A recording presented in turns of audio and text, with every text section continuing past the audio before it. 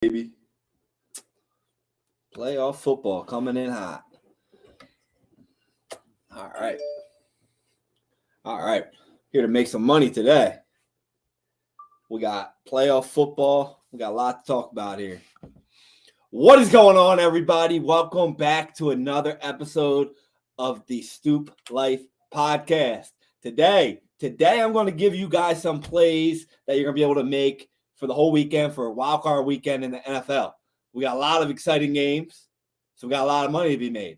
However, there's some plays that I like more than others. So I'm going to break down each game. I'm going to give you guys more of the individual games for today, and then we'll hit you guys with the ones on Sunday and then on Monday.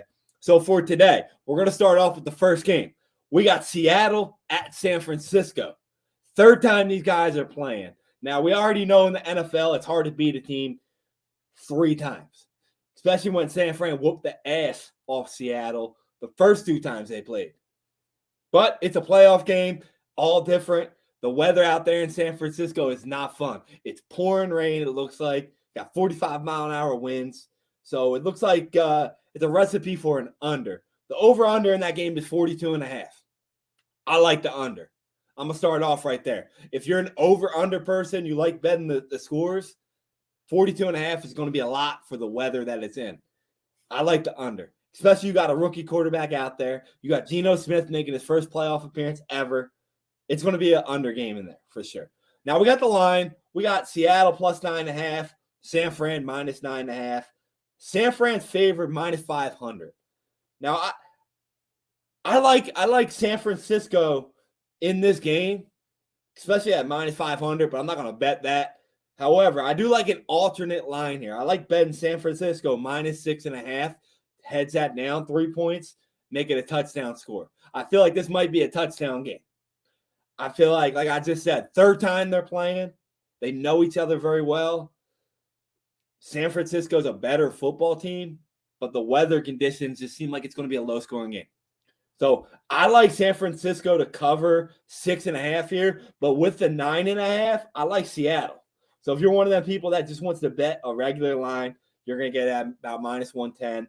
Seattle plus 9.5, I like that. Everybody, the analysts are picking San Fran, so that tells me take Seattle. So if you want to take both there, I like Seattle plus 9.5, and I like alternate bet San Fran minus 6.5.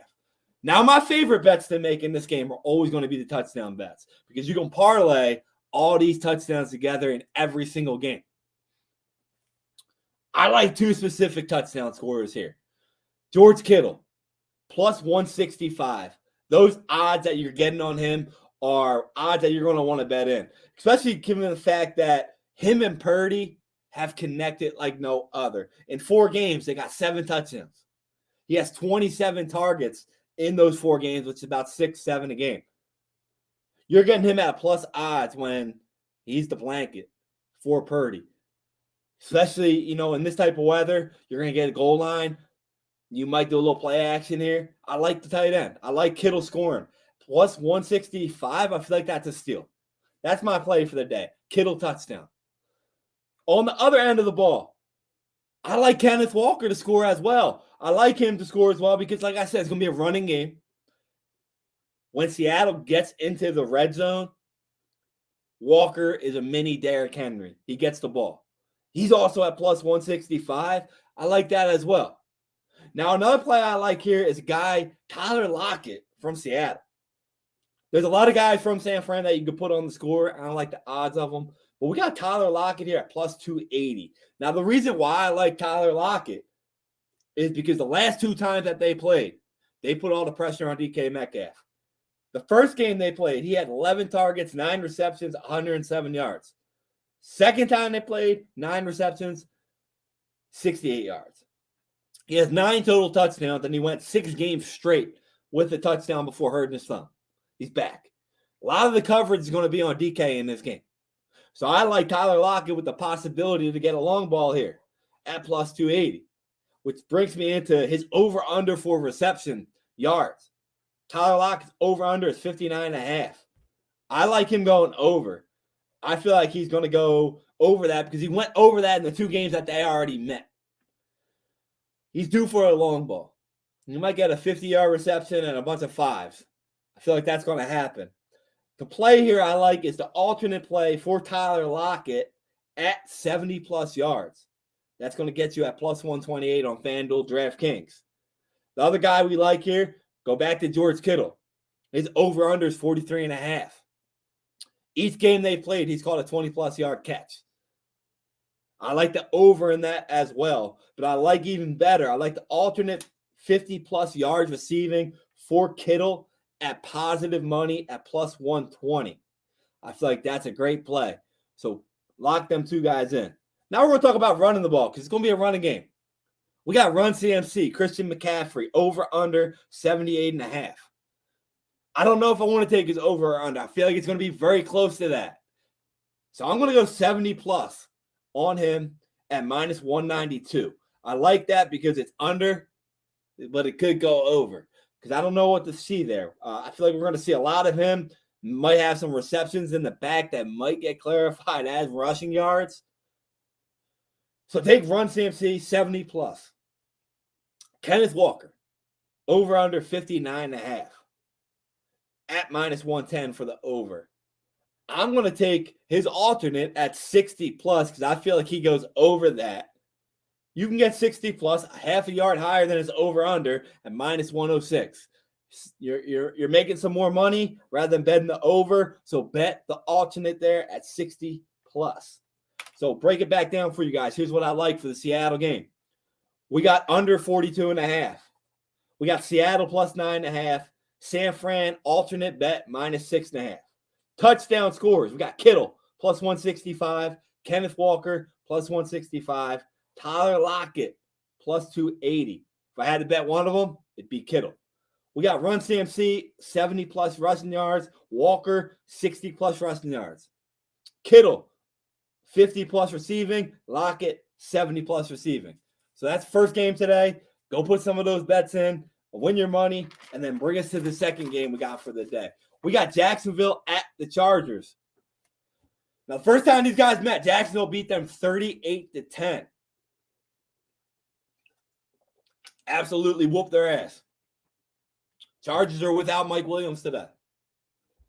I don't think that's going to change much. I think LA is going to win the game.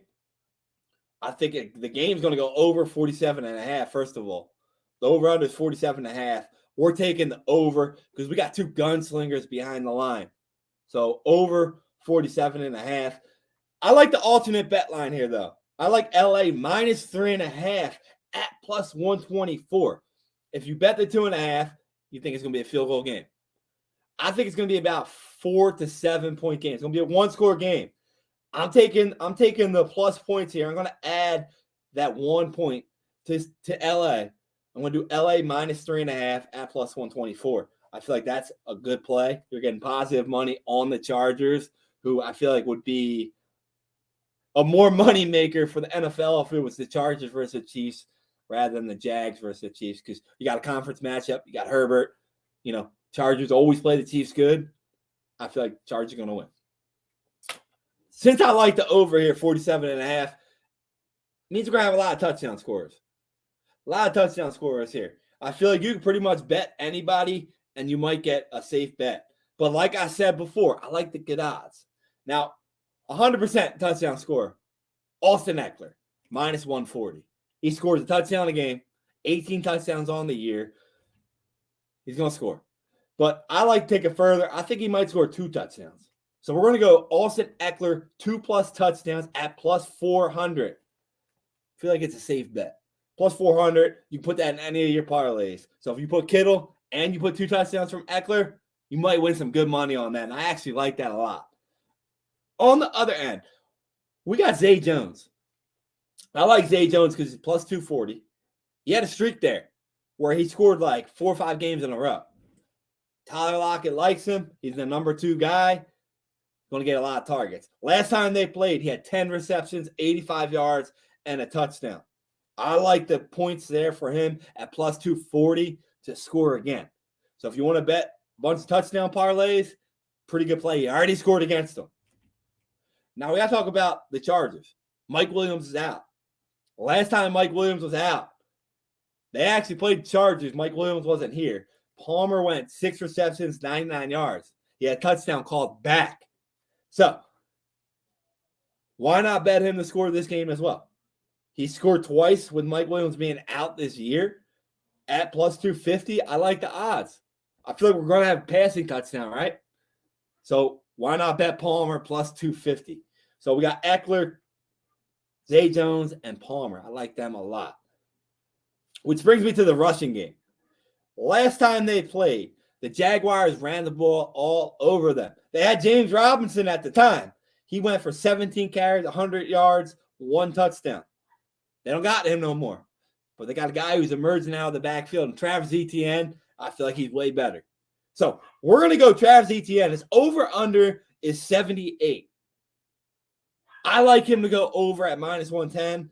If you're feeling fragile, bet a 90 plus. You're not getting better odds at taking the 70. It's only minus 106 for 2 yards. Not worth it. You might as well just bet the over. But if you want to do 90 plus, you're looking at 158. What? 90 yards is a lot of rushing yards. But like I said, they ran the ball all over the Chargers the first time. So I like Travis Etienne over and 90 plus at 158. Receiving. We got to talk about the 2 guys that I said we're going to score. Zay Jones and Palmer. I like both of them to go 60 plus. And they're both 148 plus 148 to go 60 plus.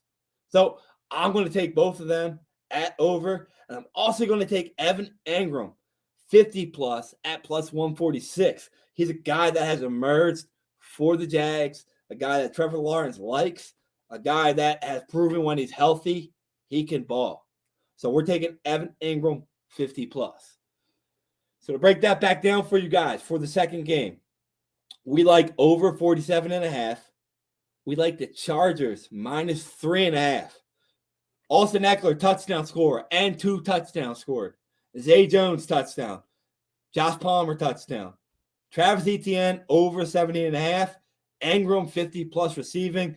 Zay Jones and Palmer both 60 plus receiving. So lock them in. Finish the night off. Win some money. Now, let me take a drink real quick. Brings us to Sunday. Sunday, we got Buffalo, Miami. Miami don't got a quarterback here. So, I don't know what to expect from them. The 2 times they played, it was 3 points or less decided by. But we all know what's going on in Buffalo. And I think Buffalo is going to rout the shit out of the Dolphins. I don't think Dolphins are ready. They're not ready. Josh Allen's ready to ball. He's going to make it to a conference championship game if he keeps playing like he's doing. So we like Buffalo here, minus 13.5. We like the over 43.5. And more importantly for this, Buffalo Bills over under points, 28.5. I'm going over, minus 108. I think the Bills might score 43 themselves here. I really do. I feel like it's going to be a rout. There's been 11 playoff games that the home team was favored by 9 or more. They're 11-0 outright, and they're 9-1-1 against the spread. The game on Saturday today is one of those. I think that might be a loss, but we don't know. But Buffalo's clearly covering this game. They're going to rout them. Which brings me to the guy I'm talking about, Josh Allen. His over-under is 260. You get that over at minus 114. I'm going to add 15 yards to that, and I'm going to do alternate passing yards for Josh Allen at 275, and we're going to take him at plus 122 to go plus 122. His over-under for touchdowns is 1.5. I think he's going to score about 3. So we're going over touchdowns 1.5 at minus 174 as well. So lock that in. So it brings me to my guys who are going to score touchdowns. I usually don't like taking guys that are in the minus, but I don't see how Stephon Diggs does not score here. We got Stephon Diggs minus 110. I feel like that's a lock to score. Save money. I'm putting that in all my parlays. I also like Jalen Waddle to score here. Somebody's going to score for Miami, maybe. I feel like there's going to be a lot of short dump yardages to Tyreek Hill. It's going to leave Jalen Waddle open. I feel like he's kind of like the tight end. He's the inside guy. which is going to be the safety blanket for Skylar Thompson. So we're taking Jalen Waddle at plus 330. I also like a long play here. I like the Buffalo defense to score. Like I said, we got a rookie playing, Skylar Thompson. Somebody's going to score on defense. Why not be Buffalo? I like Buffalo at plus 650 to score a touchdown here. Last week they had 2 return touchdowns. Why not get a defensive touchdown this week? For the alternate yards, Stephon Diggs, we like him at 60 plus receiving and rushing the ball. I like Cook at 40 plus. So lock them all in. We got a lot of bets there. Takes me to another game. We got the Giants, Minnesota. Minnesota's -3. I'm staying away from that line. Minnesota beat them by 3 the first time they played. Everybody seems to be picking the Giants this week. But I don't know if I like the Giants this week. Minnesota has that high-powered offense, which they can put up 50 themselves. But I don't know. I'm not going to take that line. However, I'm going to go over 48.5 in this game. Like I just said, they're going to score. Giants is fresh. We're going to go under. Now, touchdowns. This is where I like touchdowns here. Justin Jefferson. You got the best receiver in football at plus 110. When are you really ever going to get a guy like Justin Jefferson to score a touchdown with positive odds? So we're taking Justin Jefferson plus 110. Lock that one in. We got another guy on Minnesota that the Giants had trouble with last time. He crushed them. 12 receptions, 100-some yards, scored a touchdown. TJ Hawkinson. We got him at plus 230. I love that bet. I love TJ Hawkinson to score again. We're locking that one in. For the Giants, I really don't know who's going to score. Last few weeks, it seems like Daniel Jones likes to run the ball in. So we're going to take Daniel Jones plus 190. Lock that one in. As our yardage here, we got Saquon Barkley. His over-under receiving is 22.5. I feel like he's going to get like 6-7 receptions. So he's probably going to get over that. His over-under, like I said, 22.5 receiving yards, minus 110. We're going to add 2.5 yards to that, make it 25 plus receiving yards for Saquon Barkley at plus 114. I like how you get the positive odds there. I think he's going to get a lot of receptions. It's going to lead to a lot of 5-yard catches. He might break one.